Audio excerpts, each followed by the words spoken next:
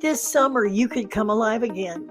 My new book is almost here. Peace is more expensive than lobster, a wake-up call with lipstick. And over the next 7 weeks, I want to take you on the journey with me. On Tuesday is a special wake-up call with lipstick podcast inspired by one of the chapters of the book. Wednesday at noon, we gather together for conversation, co-working, and encouragement. Throughout the week, we'll keep the discussion going in Pink Lady Posse, pull a few friction cards, and share surprises along the way. Then on Saturday morning, we come together for Think Pink. I'd love to spend a summer with you. Let's go. Hi, everybody. I'm Sandy Parker Martinez, and I am here with Romana Rocks, which is the best name of all. Hello, Romana. How are you? Hi, Sandy. Thanks for having me. You're welcome. Now tell us where you are. I am now in Salzburg, Austria, which is the Sound of Music city. And yeah, I, in the I'm, heart of Europe, as I I say. didn't know that, but I'm so glad you mentioned it.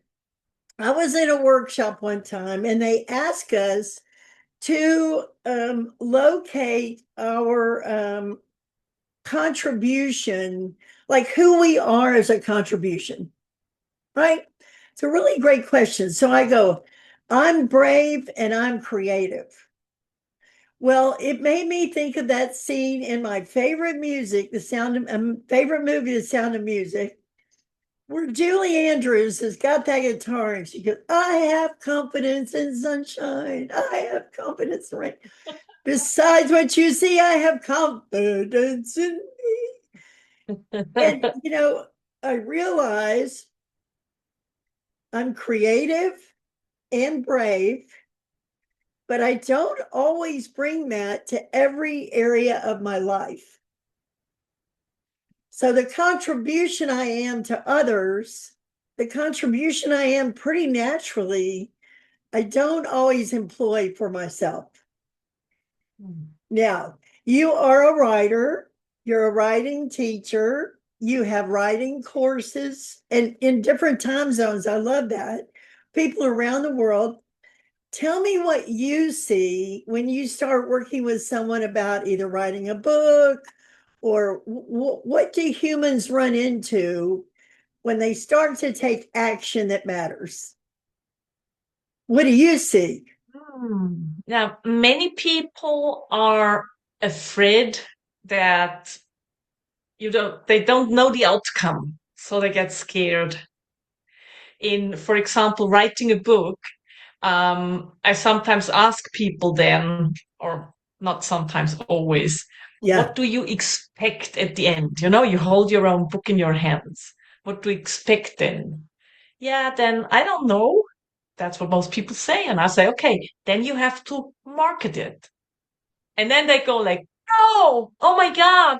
Then I'm seen there outside. People will see me. I have to show my book and I'm too shy. So that's what I see in many, many cases that people, um, they then get scared because it comes to being visible out there. And that's one point where we work on, that I take that fear off them and show them what is stage presence. You need it as an author. There are very little authors who can like hide at home and just type and then deliver the draft and somebody else does the work. They're very little. And that's very interesting for me that so many people are very creative inside and they feel now it's time to get it out to the world. But then they get scared from, okay, how does the world respond? What's Mm. the answer of the world? Do you find most people, and as humans, we project onto somebody else what's ours. So I see that I'm doing that right now. So what I was going to ask you is, do most people feel like they have something to say?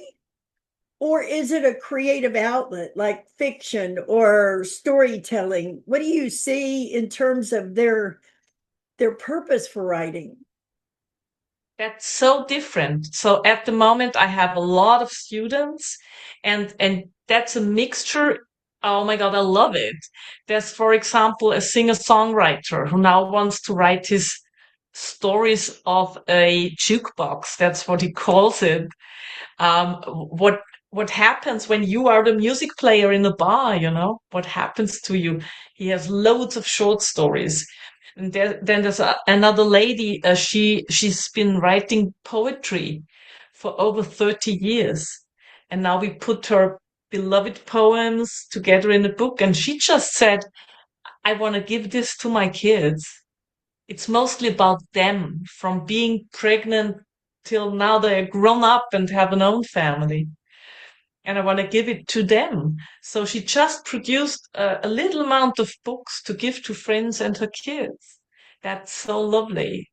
And then there's another very young lady, and she's been working in a gallery for 3 years now in Salzburg City. Salzburg is a very cultural city.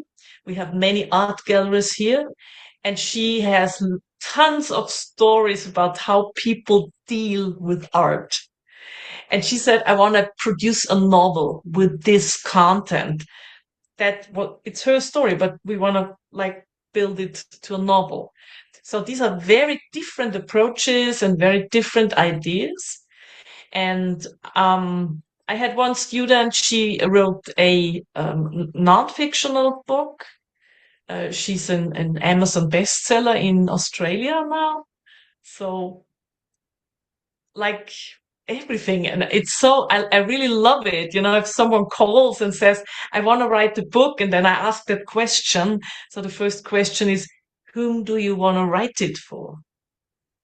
And then I get the story, and then I create our way together. Yeah. Well, okay, you mentioned that you have writing courses in English. Mm-hmm. And so if anybody's listening and they want to write a book and they want to take a writing course, we're going to have a link there for them. But would you say it's really doable? Yes. Yes. It is. When I started writing books, I was 44. I always, have been writing all my life, but never a book. And that was a real crazy story because, you have many, many um, words in your head for not writing a book. I've got no time. My job is too stressful. The kids, the whatsoever. And I got fired from my company at the age of 44. I've Uh-oh. been working there for over 17 years. So that hit me like, I didn't expect that. And I was devastated and cried a lot. And one day, in the first year of being unemployed, I sat there with my auntie, and she said, Romana, why don't you write a book now? You have time. I was like, what? What about? I didn't dare to think of fiction. I'm a reader, I read John Irving. So you instantly start to compare yourself to John Irving, and then you never write. Right. So we then grabbed some ideas, and I'm a gardener, a passionate gardener. I got all my knowledge from my grandma. Oh, And she said, why don't you write a garden book? You know everything. You're not a professional gardener, but you have those tiny grandma tricks. And I said, that's an idea. So I put together my ideas, wrote the first chapter, and then I booked an online course with a guy who said, I show you the basics in 4 weeks. And okay, I did that. And after 4 weeks, I had 2 chapters. I had the plan, the structure, and I sent this, which wasn't a finished book, to 12 publishing houses. And 2 of them wanted to have my book.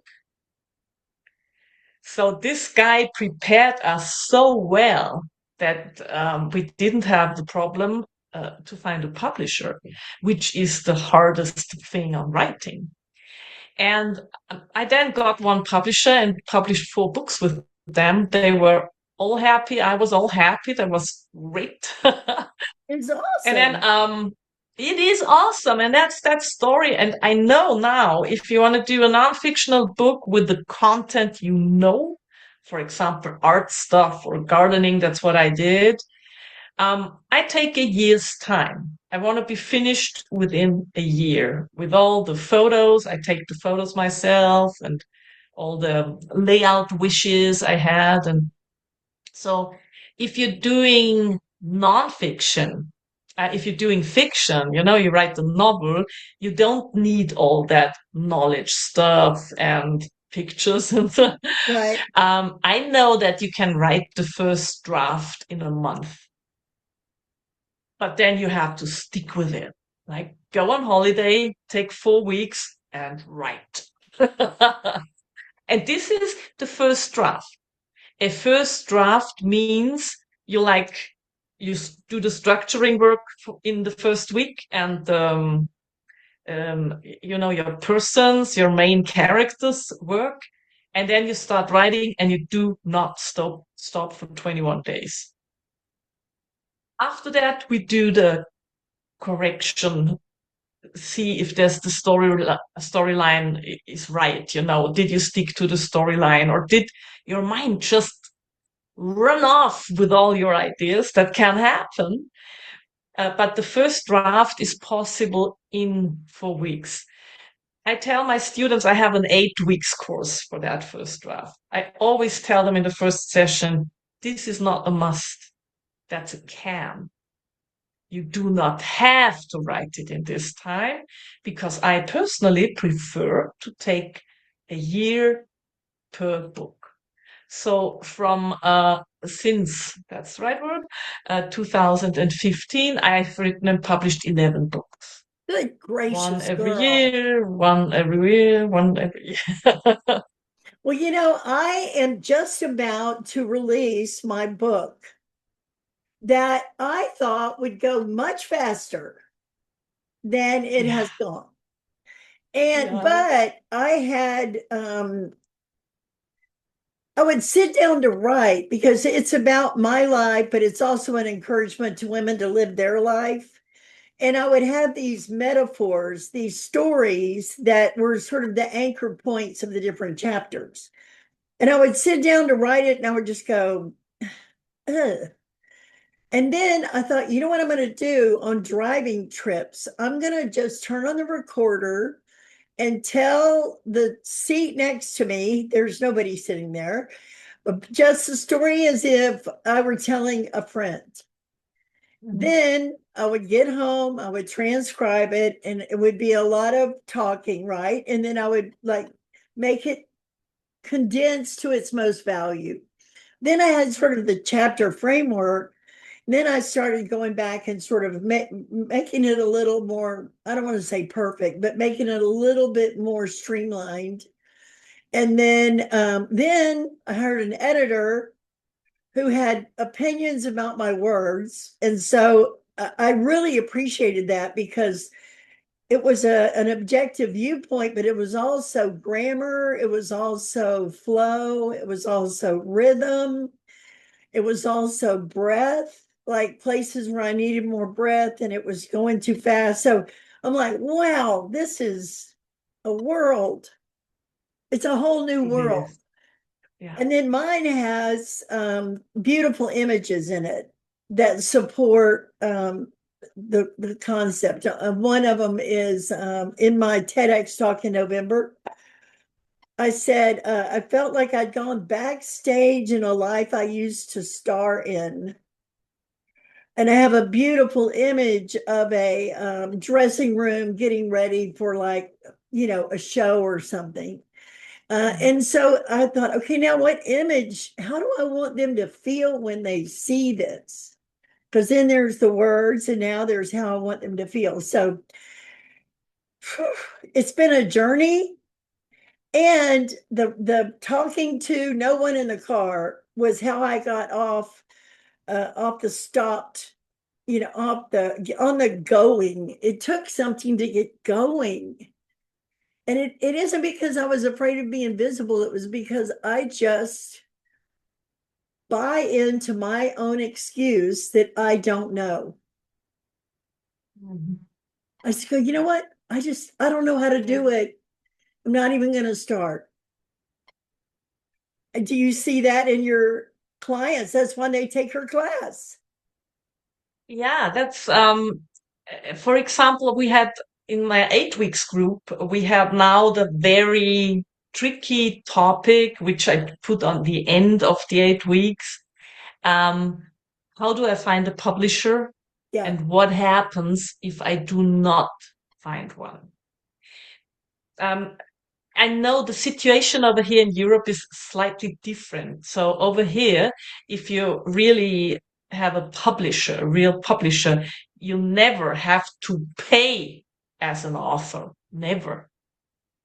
Um, that's European. So I tell them if a publishing house wants money from you for doing the work, don't do it. Then go into self-publishing. That's right. much better. But first of all, we set up an email. How do you write to a publishing house? How do you contact a literature agent? That is très chic at the moment. All publishing houses, all big ones, work together with literature agents. So how do we get in contact with them? And how much time do we give until we say, okay, that's been a try, it didn't work, and now I self-publish. And how does that work? Golly, So what a that was a world. whole session about that. And one of the ladies then said, oh my God, this is so frustrating. I thought, I write it and then someone like grabs it from me and wants to publish it. And I have to take that myth from them, right? There are so many writers out there. And publishing houses are businesses, so they cannot do it just as friendly work. They have to earn money with you. So we get rid of some myths, but also set up new ways. For example, book on demand companies where you really can, with very little money, publish your book. Mhm. And then every single copy is printed whenever someone orders it. It's perfect. Right. And start with that. And I want to like give them, um, I don't know, the inner power, the inner power to say, no matter what happens, um, now we've done the work. Now I know how the whole system works. And now, no matter what happens, may come rain or storm, I will publish it. Right? Uh, and it's lovely to see that release because first they see this, I do not find a publisher as a wall, and then that's the end. But it's not nowadays. We don't need a publisher. Okay, I'm going to tell you a story. I promised I would. And then we'll tie it in because it's beautiful segue. So I had both of my hips and both of my knees replaced, right? And so for 30 years, I had not stepped up on a curb. My knees were painful. It was too much trouble. I was afraid of falling. And I would sometimes walk all the way around the building just to find the ramp up onto the sidewalk. Okay, so I had my knees replaced and I was in rehab. And, rehab is tough after knee replacement anyway. But this one day I came in and she had a platform there about 6 inches. And she said, I want you to practice stepping up because you're going to need to be able to step up on a curb. And I went, oh, no, no, no. I don't, no, I don't need that because I don't Where's my step up rap? on curbs. And she goes, yeah, well, you're ready. I said, no, I'm not. I'm not going to. And I left and I didn't. And I was so like conflicted with what a big wall that was for me. Then I came back the next week and there was that damn platform. And she goes, okay, let's try it. And I went, ah! And she said this sentence that rings in my ears even today. Your knees are ready. Your brain is not. And I'm like, how many times in my life am I sort of philosophically walking all the way around the building to find an on ramp because I'm ready, but my brain is not. And when you were talking about the wall, I'm like, oh my gosh, that 6 inches had me totally stopped. So you were talking about one of the aspects that you enjoy about yourself, and I also do too, is the ability to see people expand what they say they cannot do. And it's not just about publishing, right? Right. It's I'd say, as I'm an astrologer as well, of course I see more than normal people because I see the energies working. You know, Ah, I see, okay, she's afraid of structure. She don't want to be like too structured. So that's the wall you have to climb. When you want to write a book, the first part is structure, not creativity. First, we set up the structure, no matter if it's fictional or non-fictional. So, in my last course, that was one big release for a participant. She said, "Oh, I thought she really thought she has to sit down, and then something happens, and then she starts writing, and everything is okay." And I said, no, even the big ones start with structure. Imagine Ken Follett with his 1,000 pages novels. You think he just starts writing? That's impossible. He has to do research and structure and chapters and characters. And if this is all set up, then we start. Sometimes our characters run away and do something different that we have planned for them. Okay, let them do and see what's happening. But first of all, we start with a structure and a storyline. And I just saw in her face, she was so released. Like, ah, that's a plan. Yeah, I needed a plan. Now I have a plan. How wonderful is that? And with another lady, that was so funny. She's a teacher, and of course, retired teachers, tend to know everything. So she came to me and told me in the first lesson, I know everything, I have the book ready. We even did the layout. I just wanted to have your opinion. And I looked at her and said, what layout do you have? Yeah, my sister helped me. It's like a Word document. And I said, you don't want your poetry book to be like a Word document. I mean, that's not a lay that's not a layout for a printing company. And then she said, "Oh, oh, now I understand." And then we could start working. So here it was more about um, giving the technical things she didn't know. And then I have a partner. They own a printing company, and he he's wonderful. You can go there, real person, drive there, touch the paper. You can touch the different paper and say, that's the one I want for my book. It's lovely. oh, I That's love so that. old fashioned and so lovely. Mm. And they do the cover for you if you're not sure. Um, you can touch everything, make decisions. Oh my God, it's lovely. And that's where I sent that lady. And she, of course, loved it. Works. And then bam, now we had a book presentation together, and I just loved it. She was wonderful. I Now, mean, you yeah. said you're an astrologer and an Mm, astrology teacher. yeah. Well,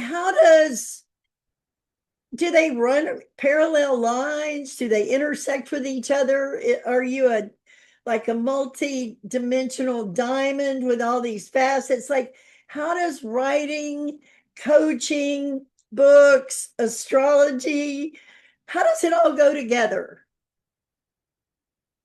That's a real good question. Because originally I studied politics and I was working for a TV company. So all very technical, very science based. And the first thing that happened was the astrology. I had several accidents. I didn't know why, what's happening with me in my life. So, so that's where I came to the topic of astrology very late in my life at the age of 40.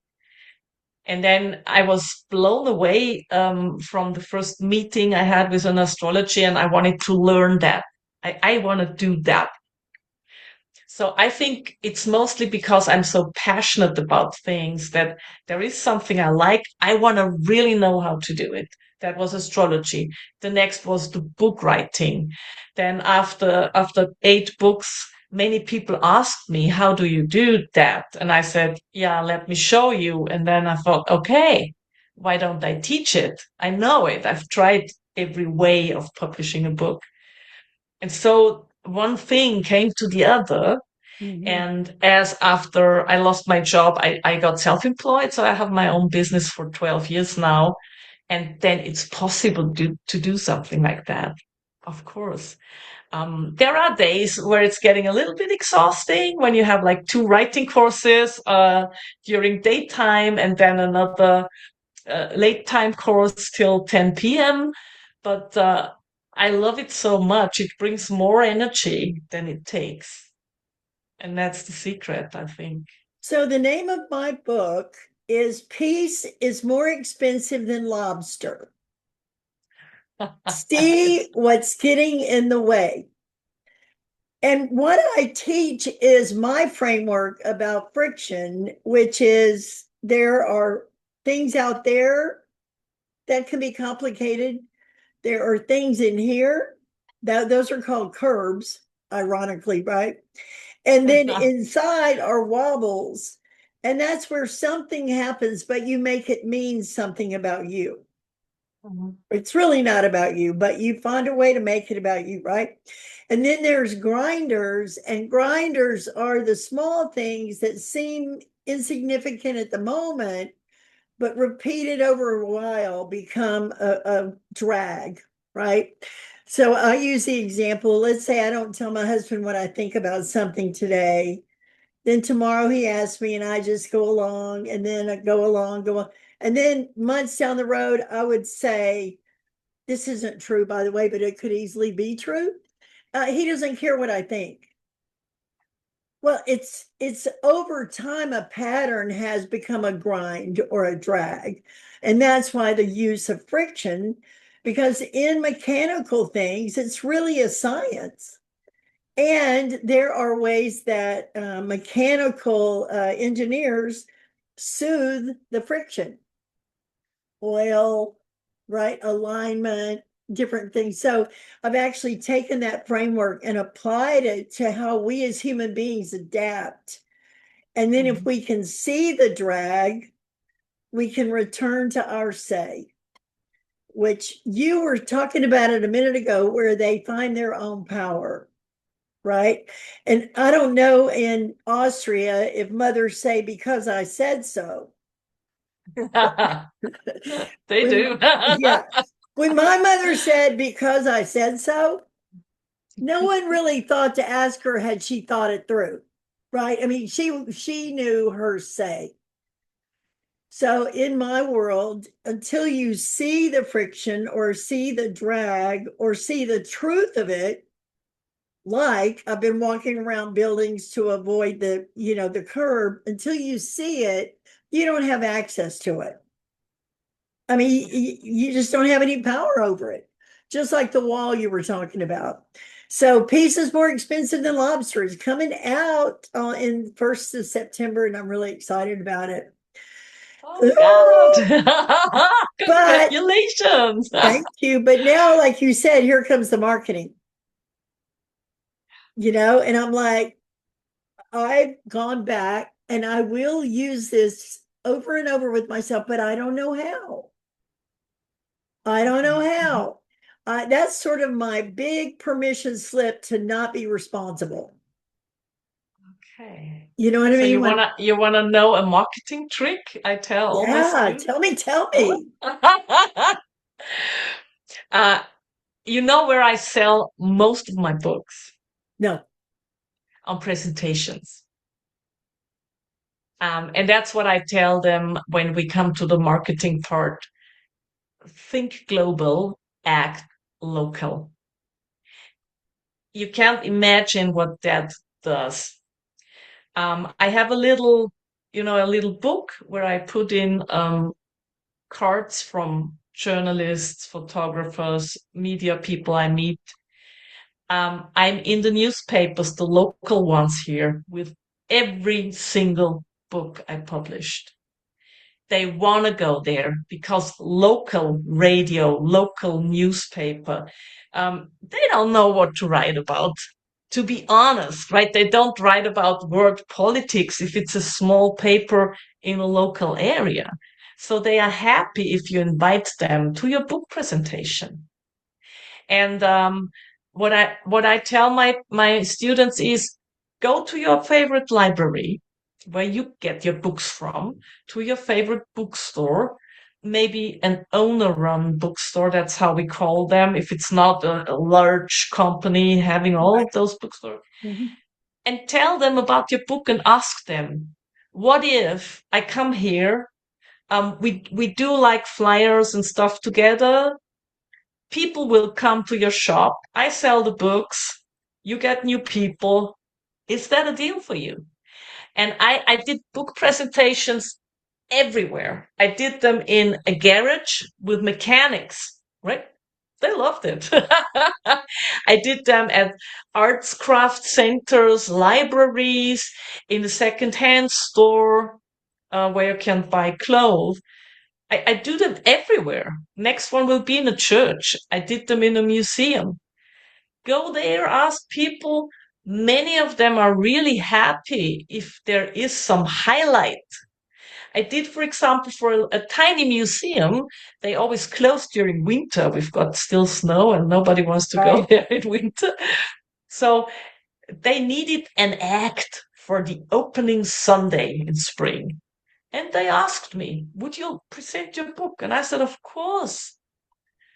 And that's where I sell my copies. At one presentation, 5. Okay, next presentation, 25. That's a lot.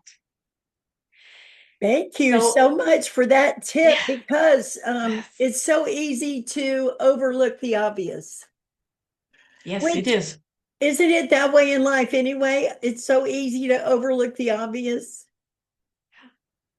That's such a secret because I overlooked it when with my first book as well. I'd never thought of doing that. But then the ladies from my library came up and said, we've heard you wrote a book. And I said, yeah. So would you like to present it here? We bring the people, we have them.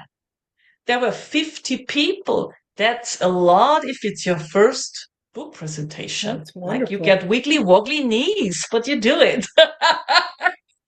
So I'm going to just say I want to give you the opportunity as a multi-dimensional woman to say if you had the chance to tell all the people listening your one shot at above all, do this, above all, live like this, above all, what would yours be, Romana? Above all, fill in the blank. above, above all, laugh daily. Mm, Laugh on purpose, like like this, like laughter yoga, because this keeps you alive. mm, Laughing is that's beyond everything. It's beyond our overthinking brainies. If you're laughing out loud, you get a mixture, a cocktail of hormones. They um, they help for pain in your body. They help against depression. They get you get your wrinkles off in your face. They yep. do everything. You sleep better. So that's the thing I tell all people who do like mental training with me. Um, do it for 21 days. Get up in the morning. First, what's the first thing you do after getting up? You go to the bathroom, brush your teeth, right? And before you do that, look into the mirror, tell yourself how wonderful you are, how freaking wonderful you are, and then give yourself a broad smile, like from one ear to the other, say, "You're so wonderful." And this changes everything. Yeah. Romana, thank you so much we've scheduled this several times. Today was the perfect time. Any other time wouldn't have been as perfect, and I'm so happy to spend this time with you. Thank you so much. Thank you for having me. It was a pleasure. Thanks for tuning in to Pink Lady Posse Podcast, where women go from what now to what's next. Come join us at pinkladyposse.com, where we share community, resources, and tools to support your next beautiful chapter. With love, light, and a little lipstick. See you next time.